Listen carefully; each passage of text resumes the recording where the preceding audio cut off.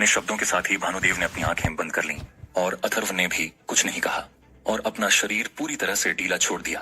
अगले ही पल भानुदेव का दिव्य हैंडल बाहर निकला और सियान रंग की प्रकाश किरण में बदल गया, जो अथर्व की बांह के चारों ओर चक्कर लगाने लगी।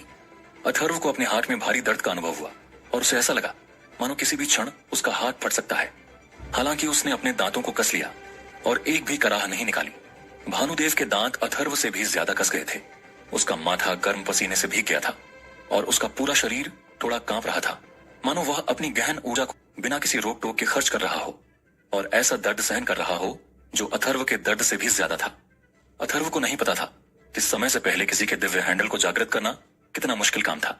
भानुदेव की मौजूदा ताकत के साथ वह मुश्किल से ही ऐसा कर सकता था और इसके परिणाम स्वरूप उसके शरीर की लगभग सारी ताकत खर्च हो सकती थी।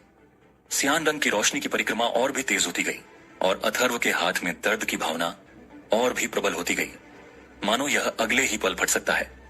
इस समय भानुदेव की एक गरज के साथ अथर्व की बांह की आस्तीन फट गई और उसकी बांह पर लगभग 15 सेंटीमीटर लंबी लाल रोशनी की किरण दिखाई दी। जिस क्षण यह लाल रोशनी दिखाई दी, अथर्व का दिमाग और उसकी मिस्टिक वेन्स बुरी तरह हिल गईं और उसे ऐसा लगा जैसे कि उसकी बांह में कुछ अतिरिक्त चीज जुड़ गई हो।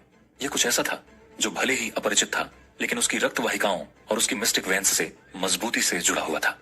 आखिरकार अथर्व का दिव्य हैंडल इस समय जागृत हो चुका था।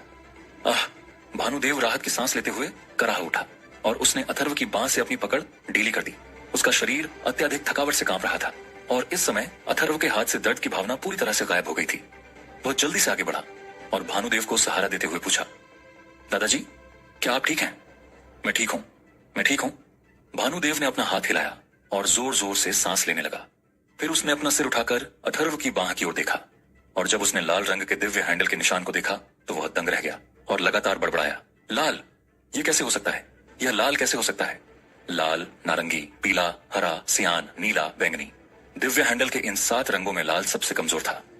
देव परिवार के भीतर केवल 10% लोग ही लाल दिव्य हैंडल को जागृत करते थे और लाल दिव्य हैंडल जागृत करना देव परिवार के लोगों के लिए शर्म की बात थी। इसलिए जो लोग लाल दिव्य हैंडल को जगाते थे उन्हें देव परिवार के भीतर कचरा घोषित कर दिया जाता था। भानुदेव ने देव परिवार के कुलपति के रूप में सियान हैंडल को जागृत किया था। उसके बेटे ने भी सियान हैंडल को जगाया था और अथर्व की प्रतिभा के साथ भानुदेव को दृढ़ विश्वास था कि उसका दिव्य हैंडल कम से कम सियान तो होगा ही, या फिर नीला भी हो सकता है, और चाहे कितनी भी बुरी स्थिति क्यों ना हो उसे अभी भी हरा होना चाहिए। फिर भी अथर्व ने जो जगाया वो सबसे घटिया लाल रंग का दिव्य हैंडल था।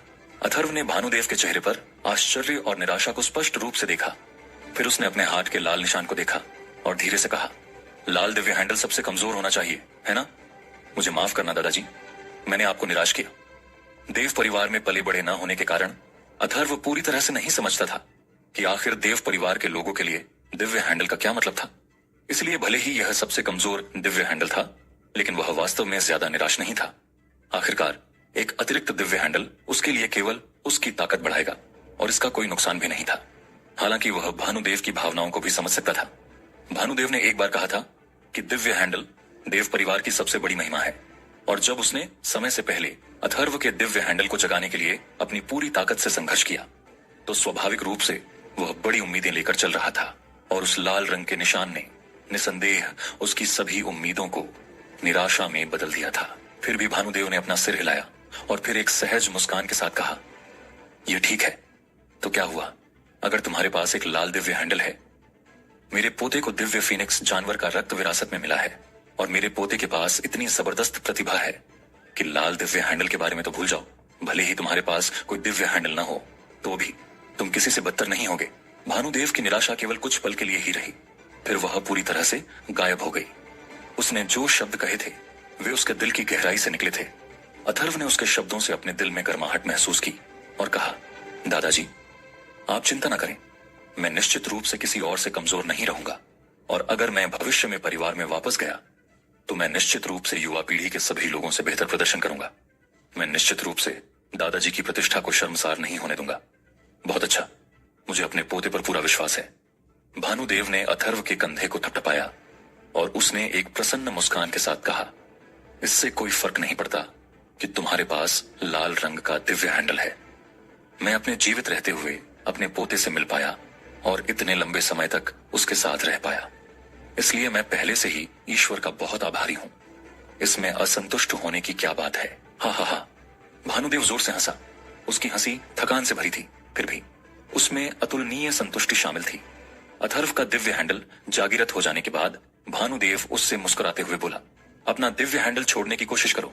जब तुम्हारा दिव्य हैंडल बाहर आएगा तो तुम स्वाभाविक रूप से समझ जाओगे कि इसका उपयोग कैसे करना है। अथर्व ने उसकी बात पर हाँ में अपना सिर हिलाया और अपने दिव्य हैंडल को बाहर निकालने की कोशिश की।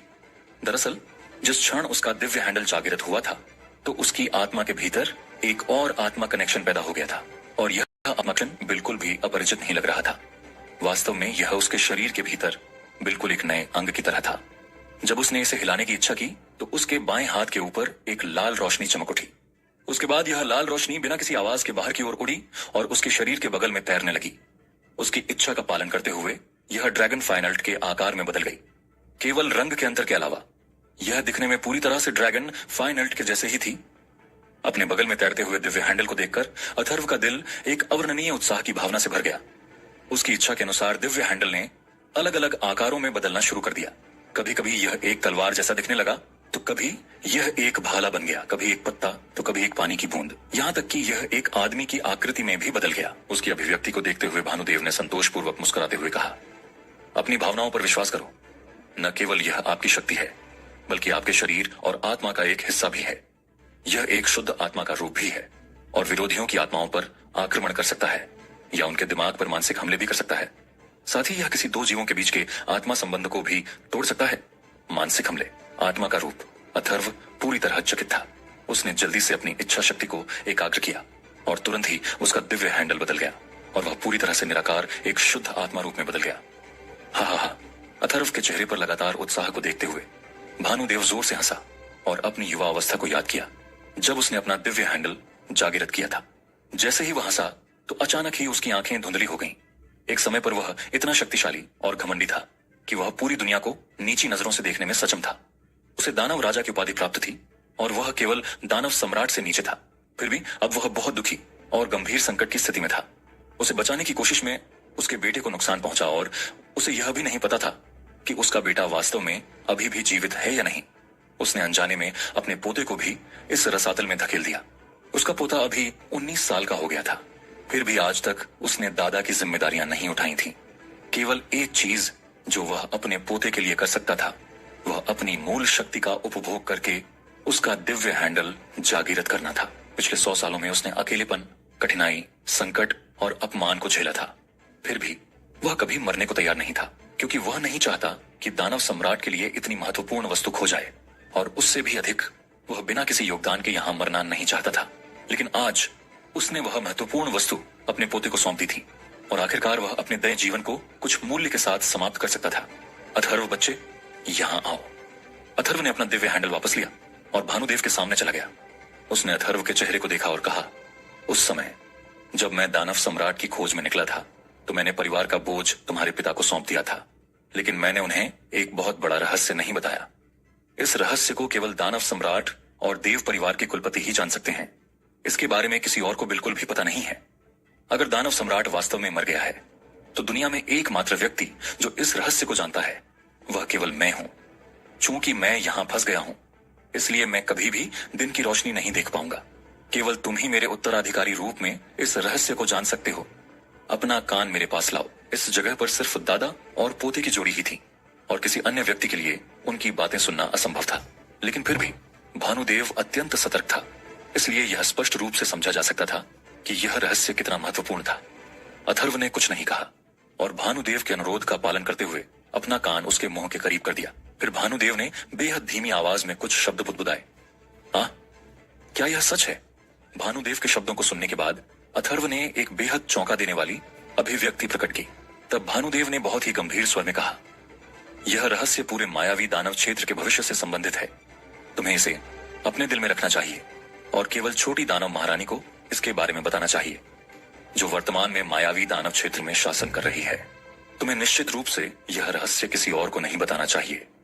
अथर्व ने अपना सिर हिलाया और कहा, मैं दादाजी की सारी बातें अपने दिल रखूंगा, लेकिन आपको बहुत ज्यादा निराशावादी होने की जरूरत नहीं है। हम निश्चित रूप से यहां से निकलने का कोई रास्ता ढूंढ लेंगे। मैं दादाजी द्वारा बताए गए इस रहस्य को सुरक्षित रखूंगा, लेकिन जहां तक छोटी दानव महारानी को इसके बारे में बताने की बात है, तो यह जरूरी नहीं कि मैं ही बताऊं। यह सबसे अच्छा होगा कि दादाजी खुद ऐसा करे। हाँ हाँ हाँ। भानुदेव कृतज्ञता से हंसने लगा और बोला, तुम्हारी ये बातें सुनकर मुझे बहुत खुशी हुई। मेरा देव परिवार तुम्हारा 19 साल का ऋणी है और दादाजी ही थे जिन्होंने तुम्हें यहाँ पर फंसाया है। फिर भी तुमने जरा सी भी शिकायत नहीं की। तुम न केवल मुझे अपने दादा के रूप में पहचानने के लिए तैयार हो, बल्कि तुमने मेरा ख्याल भी रखा। ऐसा पोता पाकर मेरा देव परिवार वास्तव में भाग्यशाली है, और यह मेरे लिए इन 100 वर्षों के अंधकार के बदले ईश्वर से प्राप्त सबसे बड़ा मुआवजा भी है। मुझे यह भी विश्वास है कि जब तुम अपने माता पिता से मिलोगे तो तुम उन्हें उस समय तुम्हारी अच्छी तरह से रक्षा न करने के लिए दोषी नहीं ठहराओगे। हालांकि तुम्हारे शरीर में हत्या करने की गहरी इच्छा समाई हुई है, फिर भी तुम्हारा जन्मजात स्वभाव विशेष रूप से दयालु है। ऐसा लगता है कि तुम्हारे दादाजी जिन्होंने तुम्हें पाला है, वे जरूर एक अच्छे स्वभाव वाले व्यक्ति होंगे। अथर्व ने हल्के से अपना सिर हिलाया और कहा, वह एक बहुत महान दादा है। भानुदेव ने ऊपर की ओर देखा और दुखी होकर कहा, मैं वास्तव में उन्हें व्यक्तिगत रूप से धन्यवाद देना चाहता हूं। इन सैकड़ों वर्षों में मैंने जो जीवन जिया है, उसमें मैं पहले कभी किसी के प्रति इतना आभारी नहीं रहा हूं। अथर्व बच्चे, मेरे पिछले शब्दों को याद रखना। तुम्हें उन्हें अपने जैविक दादा की तरह ही सम्मान देना चाहिए, ताकि तुम उनकी दयालुता और अनुग्रह का बदला चुका सको। अथर्व ने बार बार अपना सिर हिलाया। तब भानुदेव ने अपनी आंखें बंद करते हुए कहा, ठीक है, मैं थक गया हूं और मुझे थोड़ा आराम करने की जरूरत है। अवरोध के बाहर जाओ और अपने नए नए जागृत दिव्य हैंडल का ध्यानपूर्वक अध्ययन करो। केवल इसका बारीकी से अध्ययन करने से ही तुम धीरे धीरे इसकी अनंत क्षमताओं को खोज पाओगे। ठीक है दादाजी। अथर्व ने अपना सिर हिलाया और अवरोध से बाहर चला गया। ऐसा लग रहा था कि उसके दिव्य हैंडल को जगाने के लिए भानुदेव ने बहुत ज्यादा ऊर्जा खर्च कर दी थी, और वह बोलते समय भी जोर जोर से सांसें ले रहा था। अवरोध से बाहर आने के बाद अथर्व नीचे बैठ गया। उसने अपनी आंखें बंद कर लीं, लेकिन उसने दिव्य हैंडल के बारे में नहीं सोचा, बल्कि उसने इस जगह से निकलने के बारे में गंभीरता से सोचा। तो क्या होगा कहानी में आगे? कैसे निकलेगा अथर्व बाहर? क्या भानुदेव ने अथर्व को वास्तव इसलिए अवरोध से बाहर भेजा क्योंकि वो आराम करना चाहता था, या फिर उसके दिल में कुछ और ही है? जानने के लिए सुनिए द वॉरियर, सिर्फ पॉकेट एफएम ऐप पर। भानुदेव को स्वर्ग की शक्तिशाली तलवार से बांध दिया गया था, और अथर्व ने भानुदेव के शरीर को जकड़ने वाली जंजीरों पर हमला करने की कोशिश भी की थी, लेकिन वह उन्हें थोड़ी सी भी नुकसान पहुंचाने में असमर्थ था। जैस्मीन ने उसे पहले ही बताया था कि स्वर्ग की शक्तिशाली तलवार की दमनकारी शक्ति भानुदेव की आत्मा से जुड़ी हुई है। जब तक भानुदेव मर नहीं जाता, तब तक यह दमनकारी शक्ति हमेशा मौजूद रहेगी, लेकिन अगर वह मर जाता है तो यह दमनकारी शक्ति गायब हो जाएगी। यही कारण था कि वह पहले भानुदेव को मारने के लिए इतना दृढ़ था, लेकिन अब जब वह जानता था कि भानुदेव उसके दादा हैं, तो जाहिर है वह अब उसके खिलाफ कोई कदम नहीं उठा सकता था। जैस्मीन की बात को याद करते हुए अथर्व ने जोर से अपनी आंखें खोली, और उसके दिमाग को ऐसा महसूस हुआ जैसे कि उसमें बिजली का करंट घुस गया हो। भानुदेव के पास इस जगह को छोड़ने का कोई तरीका नहीं था, अन्यथा वह यहाँ पर 100 सालों तक फंसा नहीं रहता। और भानुदेव को मारने के अलावा अथर्व के पास यहाँ से निकलने का कोई और रास्ता नहीं था। भले ही अब अथर्व उसे मारने की कोशिश न करे, लेकिन इसका मतलब यह नहीं था कि भानुदेव अथर्व को मुक्त करने के लिए आत्महत्या नहीं करेगा। दादाजी! अथर्व जोर से दहाड़ा। वह अचानक उछला और अवरोध के भीतर घुस गया। जैसे ही उसके पैर अवरोध के भीतर घुसे, वह वहीं पर जम गया। भानुदेव का सिर उसके सीने के सामने लटक रहा था। अथर्व की भयभीत चीख के बाद भी वह जरा सी भी प्रतिक्रिया नहीं कर रहा था, और अथर्व को अब उसके शरीर से जीवन का एक टुकड़ा भी महसूस नहीं हो रहा था। दादाजी, दादाजी! उसके दिमाग में अचानक आया दुस्वप्न जैसा विचार वास्तविकता में बदल गया था। अथर्व का पूरा शरीर कांप उठा और वह पागलों की तरह आगे बढ़ते हुए भानुदेव के शरीर की ओर झपट पड़ा। फिर भी उसे जो सुनाई दिया वह भानुदेव की आवाज नहीं थी, बल्कि उसके शरीर को जकड़ने वाली जंजीरों के नीचे गिरने की आवाज थी। भानुदेव के शरीर के चारों ओर लिपटी जंजीरें अचानक पूरी तरह से ढीली हो गईं और शक्तिहीन होकर जमीन पर गिर गईं। स्वर्ग की शक्तिशाली तलवार की भव्य आभा भी इस समय बिना किसी निशान के गायब हो गई। उस भारी और असीम दमनकारी शक्ति का एक भी टुकड़ा नहीं बचा था, और वह एक मृत तलवार की तरह शांत हो गई थी। भानुदेव का शरीर, जो पूरे 1 सदी से वहां बेड़ियों में जकड़ा हुआ था, आखिरकार इस पल आजाद हो गया और धीरे धीरे अथर्व की बाहों में गिर गया। अथर्व ने अपने दादा के मरे हुए शरीर को पकड़ लिया और धीरे धीरे अपने घुटनों के बल बैठ गया। वह भावशून्य होकर आगे की ओर देखता रहा। बिना किसी आवाज के बिना किसी हरकत के, यहाँ तक कि बिना किसी आंसू के, मानो उसकी आत्मा ने उसी पल उसके शरीर को छोड़ दिया हो। उसने अपने दिल की नसें काट ली हैं। उसके इस फैसले से मुझे बिल्कुल भी आश्चर्य नहीं है, जैस्मीन ने हल्के से कहा। लेकिन अथर्व ने उसकी बात पर कोई प्रतिक्रिया नहीं की। भानुदेव की मृत्यु हो गई थी और जैसा कि जैस्मीन ने कहा था, वह अपने दिल की नसों को काटकर मर गया था। वह बहुत शांति से मरा था और उसका चेहरा पूरी तरह से शांत था। उसके चेहरे के कोनों पर अभी भी एक हल्की मुस्कान थी और यह एक तरह की प्रसन्न और संतुष्टि भरी मुस्कान थी। इस समय अथर्व के कानों के पास भानुदेव के अंतिम शब्द गूंजे। मरने से पहले वह अपनी आत्मा से कुछ शब्द छोड़ गया था। अथर्व बच्चे, इस समय दादाजी देख सकते हैं कि तुम्हारे दिल में कई लोग और कई मुद्दे मौजूद हैं और तुम हर समय इस जगह को छोड़ने के लिए तरसते रहते हो। यह दादाजी ही थे जिन्होंने तुम्हें निराश किया है और यह आखिरी काम भी है जो दादाजी तुम्हारे लिए कर सकते थे। दुखी मत हो। हालांकि दादाजी गुजर चुके हैं, लेकिन यह मेरे लिए भी एक राहत है जिसके लिए मैं दिन रात तरसता था। तुमसे मिलने के बाद और महत्वपूर्ण चीजें तुम्हें सौंपने के बाद मुझे अब कोई पछतावा और चिंता नहीं है। मैं निश्चिंत होकर दानव सम्राट के साथ जा सकता हूं। इसके अलावा तुम अभी भी अपने दादाजी के जीवन और वंश की निरंतरता के रूप में मौजूद रहोगे। अथर्व, मेरे अच्छे बच्चे, दादाजी ने इस जीवन में तुम्हारा ठीक से ख्याल नहीं रखा। दूसरी दुनिया में दादाजी अपने पूरे समय तुम्हारे लिए प्रार्थना करेंगे। आकाश महाद्वीप तुम्हारा घर है, लेकिन मायावी दानव क्षेत्र तुम्हारी असली मातृभूमि है। दादाजी को उम्मीद है कि एक दिन तुम मायावी दानव क्षेत्र में वापस जा सकोगे और अपने परिवार से मिल सकोगे। अपने माता पिता को बता सकोगे कि तुम अभी भी इस दुनिया में सुरक्षित और स्वस्थ हो। अपने माता पिता को दोष मत देना। उन्होंने निश्चित रूप से इन 19 वर्षों में तुम्हारे बारे में चिंता करते हुए अपने दिल और फेफड़े फाड़ लिए होंगे। दादाजी की अंतिम इच्छा बदला लेना नहीं है, न ही दानव सम्राट जाति, बल्कि तुम सभी को एक परिवार के रूप में फिर से मिलते हुए देखने की इच्छा है। भानुदेव के अंतिम शब्द फीके पड़ गए और अथर्व के चेहरे पर आंसुओं की 2 धारें लुढ़क गईं। उसके सिर के ऊपर रेत के टुकड़े गिरने लगे, जो यह दर्शाता था कि स्वर्ग की शक्तिशाली तलवार और आत्मा दमनकारी संरचना की शक्ति पूरी तरह से गायब हो चुकी थी। लेकिन अथर्व बहुत देर तक बिना हिले डुले बैठा रहा। उसने भानुदेव के मृत शरीर को गले लगा लिया, अपने उस रिश्तेदार को गले लगा लिया जिससे वह अभी अभी मिला था। वह 3 दिन और 3 रातों तक घुटनों के बल बैठा रहा। भानुदेव के लिए मृत्यु वास्तव में राहत का एक रूप थी। इन पिछले 100 सालों में उसने अनगिनत बार मरने की इच्छा की थी, फिर भी वह मर नहीं सका, क्योंकि उसके पास मायावी दानव क्षेत्र की महत्वपूर्ण वस्तु और विशाल रहस्य था। अब उसने सब कुछ अपने पोते को सौंप दिया था और आखिरकार उसे राहत पाने का समय आ गया था। इसके अलावा उसकी अपनी राहत के बदले में अथर्व को आजादी भी मिल सकती थी। यह न केवल अथर्व की स्वतंत्रता के लिए था, बल्कि उसकी सुरक्षा सुनिश्चित करने के लिए सबसे अच्छा तरीका भी था। स्वर्ग की शक्तिशाली तलवार और भानुदेव को जकड़ने वाली जंजीरों दोनों में दिव्य तलवार पवित्र भूमि द्वारा निर्धारित आत्मा की छापें थीं। इसलिए यदि अथर्व स्वर्ग की शक्तिशाली तलवार की दमनकारी शक्ति से बलपूर्वक बच निकलता, तो दिव्य तलवार पवित्र भूमि को निश्चित रूप से इसके बारे पता लग जाता और वे जांच करते कि वह स्वर्ग की शक्तिशाली तलवार की दमनकारी शक्ति से कैसे बच निकला। यदि वह भानुदेव के साथ भाग जाता, तो परिणाम और भी अकल्पनीय होते। अथर्व की वर्तमान ताकत के साथ उसे दिव्य तलवार पवित्र भूमि के सामने एक चींटी भी नहीं माना जा सकता था। केवल भानुदेव द्वारा आत्महत्या करना ही अथर्व के सुरक्षित रूप से भागने का सबसे अच्छा तरीका था। अथर्व को यह सब समझ में आ गया था, लेकिन उसके लिए यह बहुत ही क्रूर सत्य था। चूंकि भानुदेव उसका पहला रक्त संबंधी रिश्तेदार था जिसे उसने इस दुनिया में पाया था, और उसने अभी तक रक्त की गर्मजोशी और जुड़ाव की भावना का पूरी तरह अनुभव भी नहीं किया था, जो केवल रक्त संबंधियों से ही हो सकता है। लेकिन अब भानुदेव हमेशा हमेशा के लिए इस दुनिया से चला गया था। अथर्व मूल रूप से इस जगह को छोड़ना चाहता था, लेकिन अपनी आजादी मिलने के तुरंत बाद उसने वहां से जाने का फैसला नहीं किया, बल्कि वो पूरे 3 दिनों तक भानुदेव के शरीर के सामने घुटनों के बल बैठा रहा। साथ ही 3 दिन के समय का उपयोग उसने अपने दिल की सारी लहरों और दुखों को शांत करने के लिए भी किया। इसके अलावा इन 3 दिनों में एक नाम उसने अपनी चेतना के सागर में दृढ़ता से अंकित कर लिया, दिव्य तलवार पवित्र भूमि। 3 दिन बीत गए और अथर्व आखिरकार हिलने लगा।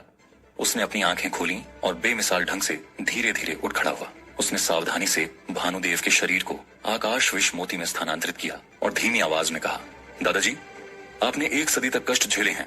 इन 100 सालों में आप अपने वतन लौटने के लिए तड़पते रहे होंगे। उस दिन का इंतजार कीजिए जब मेरे पास मायावी दानव क्षेत्र में जाने की क्षमता होगी। मैं आपको उस परिवार में वापस ले जाऊंगा जिसे आप इस पूरे समय याद करते रहे और जिसके बारे में आप चिंतित रहे। मैं आपको अपनी मातृभूमि पर शांति से सोने का अवसर दूंगा। जब मेरे बच्चे होंगे तब मैं अपनी पत्नी और बच्चों के साथ हर साल आपसे मिलने आऊंगा। मैं आपको कभी अकेला नहीं रहने दूंगा।